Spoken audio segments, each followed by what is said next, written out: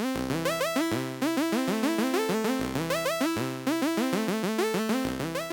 guys, it's Rebekka. Sorry, I'm kind of like red. I don't know if it's the thing. Also, I just sneezed a lot, so it's good to talk to you. I just saw that there's a few more subscribers. Hello, thank you for subscribing to my tiny channel. I think there's like 55 of you guys out there that are viewing these goofy videos of me in my bedroom, so that's pretty rad, and hello. I know I haven't been totally sticking to my update schedule, but you know, if you don't tell, I won't tell, and we'll just do this organically. Yeah, so last week was really crazy. I was getting ready for MoCCA Fest, which if you don't know is this like annual giant indie comic festival that happens every year. And I've been going the last few years, and I was tabling with friends, which I don't know how much I need to explain about this, but basically you're at a table and you're selling your zines and comics and merchandise and stuff like that. If you've been to a comic, I'm assuming all of you have been to like at least like Comic-Con or something, or an anime con. And I was actually debuting. It was an exciting time because I was debuting my first collection of comics through the publisher Youth in Decline. So if you're interested in that, it's kind of like a sci-fi themed collection. It's a little complicated. I was thinking of doing a video on it, but I'm not sure. It's like kind of personal. It's a thing where it's a little abstract, a little personal, and I'm not sure if it'll kind of, God, my nose is so itchy. Like I don't want to like beat it to death by talking about it too much, you know, so, but I might, I don't know, if you're interested, I'll do a little read through or like show you the book. Yeah, so that was debuting. It was super exciting. Like I got to see all my friends. We ended up selling out.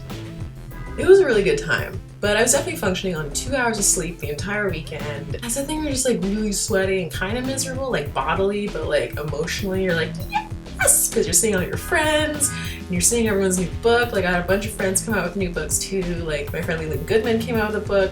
I picked up a really amazing zine from Natalie Anderson. I guess I'll just show you some of the stuff I picked up. So this is by Natalie Anderson. Quickly, it's about sort of what she thinks having a big sister would be like. It's really charming. Long story short, I bought it because I am a big sister and feel like I'm a failure. It's beautiful and wonderful. I also got a zine by Heijin Park, which is this. It's kind of more like a children's book, and I was laughing because she told me like it was her first zine and it's badly printed and it's actually totally beautiful. And it's about an elephant that keeps your mail away, but I'm pretty sure it's like an allegory for either like a toxic relationship or like maybe a toxic relationship with a specific part of yourself. It's amazing. It's just gorgeous. There's this like snake that's just floating by. It's so good. And the other thing I got that I was really excited about was this comic called Bio Whale. I'm just doing a really quick run through. I don't know how to pronounce his name, but I think it's like Vil Kallio, which I'll put all these names down below.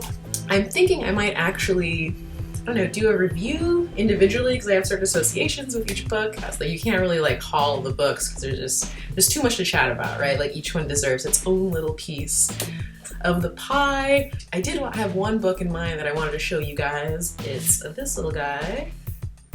It's called Sleep Paralysis, and it's by an artist named Christian Blaza. I was gonna say Christian Blavka, but that's someone else that I've been working with recently.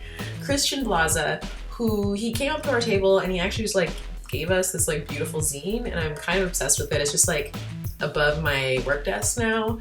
You know, like it's just really simple, beautiful thing. And he like sort of personalized it by doing a really, really simple cutout around the opening, which I feel like I need to like kind of brush up and place a little bit more care on the design of my personal zines and stuff. I thought this was a very simple solution. And also it deals with the topic of sleep paralysis, which I've been thinking a lot about lately.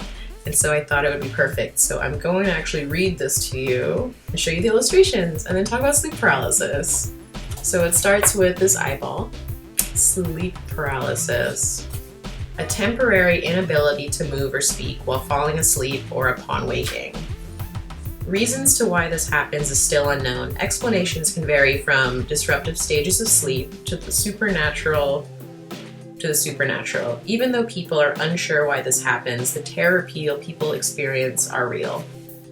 the illustration of this guy standing. And I also really like most of these illustrations for the most part. I like that it's like in this space. It's like a dream space. I don't know about you guys, but whenever I like have a dream and it's like within a specific space, like it's like in my childhood home or at my old high school or something like that, it's a thing where like when you're within the dream is like complete and it seems totally real, right? Your sense of reality just isn't there, but when you wake up, you suddenly realize there's like walls missing or like, you know, objects don't have a back to them. Your brain only put exactly what it needed to, and then it somehow puts a film of reality, or it fills everything else with like gauze, but you can't tell until you're out of the dream. You're kind of still in a dream world and it just like exists in this vacuum.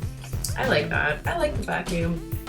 Many people get the sensation of someone else in the room with them, a feeling of being watched by something malicious. Upon waking up, victims are unable to move or speak, all while feeling of having something pushed down on you. And it has this, which is a really classic image, right? I'll put a bunch of paintings up here actually where like people talk about this, and it's always like a woman like relaxed back and there's like a demon sitting on her chest, and there's this idea of like not being able to get up. It's really creepy. So this is something that's been going on forever and ever. Hallucinations of horror are associated with the phenomenon. Eerily enough, many people have the same vision of a silhouette of a person, commonly referred to as Shadow Man. This is like really creepy. It has this creature. Ugh, I hate it, but I love it. Besides hallucinations, disturbing noises or screams have also been documented while in sleep paralysis. In other instances, ringing, seemingly coming from inside the victim's head, have occurred. And this is my favorite illustration of Christian's, is this like sort of submerged, it's like a person, like, you know, it's a person, but it's probably more like, it looks more like a statue and these like chattering teeth.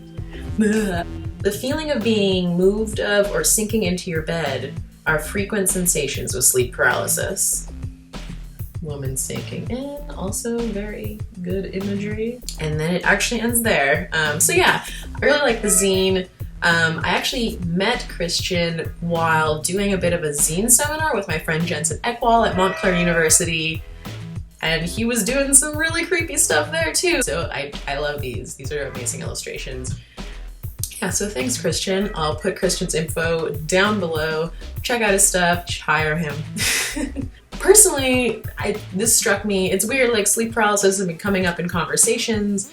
You know, a lot of people think like alien sightings or, you know, ghouls standing in your bed or like being haunted is actually sleep paralysis, that we're actually creating these monsters from our subconscious, and we know we get stuck in this like in between waking and sleeping. And I have just enough personal experience with it where I really think that's the case. And I'm definitely someone where I'm like Mulder. I'm like Mulder from the X-Files, where I want to believe, I want to meet a ghost, I want to see a ghoul. Or I just listened to a podcast about ghouls, so I'm like all about the ghoul. I'm all about the ghoul lifestyle right now. But yeah, I want to meet an alien, even though aliens really scare the shit out of me. Aliens are like the scariest thing. I don't know. I have terrible nightmares about aliens. Like but I still, anyway, but you know, you want to know that there's something else. But I definitely feel like these things, these like sightings, are like self-generated. And I know like last year I was having an issue with sleep paralysis, and I never experienced the part where like you have like the pressure. I never had the demon on my chest. I've never felt like I couldn't breathe. It was more like I'd wake up and I would see like the shadow man, but my shadow man is not a man. My shadow man is definitely the shadow woman, which I'm kind of proud of. That's the thing, that's kind of the cool thing, is like if you're experiencing sleep paralysis and you see the shadow man or the shadow woman, that thing is actually kind of a projection of like probably a part of yourself. So anyway, I'll continue with the story. So I saw the shadow woman. Like one time I woke up and, you know, she's just like standing next to my bed, and she has like really long dark black hair and like a kind of a gauzy shapeless dress on, and she's just standing there, and she kind of like turns slowly and like looks at me. And I don't know, I never get scared in my dreams, but like seeing her, I like knew in my head, I was like, like a part of me thought she could maybe hurt me, but I didn't think she would unless I did something crazy. So I just kind of like looked at her, and again, this is where like I wasn't paralyzed or anything. I just kind of like took my blanket and just kind of like rolled away from her. Like I was like, that's fine. You know, you can just live your life, or your death, your afterlife. You can live your afterlife. I'm just gonna go back to sleep. And it was just so striking. But the thing is, like, I feel like my image of the shadow woman was like so from contemporary film, or like I watch a lot of like Japanese horror films, and I feel like there's a lot of like women with dark hair, like really long, like, you know, it's like the Ring woman, but it's like a grown ass woman. So yeah, so that was interesting. And then I was thinking about it, and I realized I had actually seen like the shadow man as a kid too, like the sleep paralysis person. I remember that as a kid, I had done the same thing. Like I had woken up in the middle of the night, and I looked over, and there was like a man standing at my bed, but it wasn't the man. It was like the most stereotypical image of death.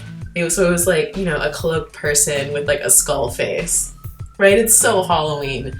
And I think the fact that like I'm experiencing death as a kid, where like probably the only imagery that I've seen of, I don't know, like the deep suppressed part of mankind, like our fears, which are basically all about like death and mortality, right? It's like from like Scooby-Doo death, right? Like it's like cartoon death was my image that I could like, my subconscious as like a 5-year-old could like put together. So then now, right, I've had like years to update that like image of the subconscious, like suppressed darkness figure. Which I know there's a word for it in like Freudian psychology, I think. This idea that we have like, I think it's called the darkness. It has a name where it's like literally we have something programmed in us that's just like the dark. It's like the fear. Anyway, so right, as someone who's like a student of film and like media and comics and stuff, like that image of like the standing person has been updated to be a dark, sexy, gaunt, hot lady. So I'm kind of proud of what my inner darkness looks like, if that's what that is. So I don't know. I feel like having seen that evolve, it's like definitely self-generated, and those experiences are probably not paranormal, but it's still crazy that I don't know, we make our own ghosts. I think of this whole thing where I'm just thinking a lot about how we like make our own ghosts or our own demons, or we are our own demon. I don't know. I know this is like getting off the deep end, but that's what this brought up. Do you guys have any experiences with sleep paralysis, scary dreams? Do you think there's like a paranormal aspect to this? Right? Because like a lot of people experience this, and like, okay, and then there's this other thought, it's like, if everyone experiences it, if everyone has like the shadow person, then the shadow person kind of does exist. Like, it's not like some ectoplasm ghost thing, but it's still real. But we're like the source of it? I don't know. It's weird. So I was thinking about that. So that's what my vlog's about. Thanks for hanging out. I'll talk to you guys soon. Bye.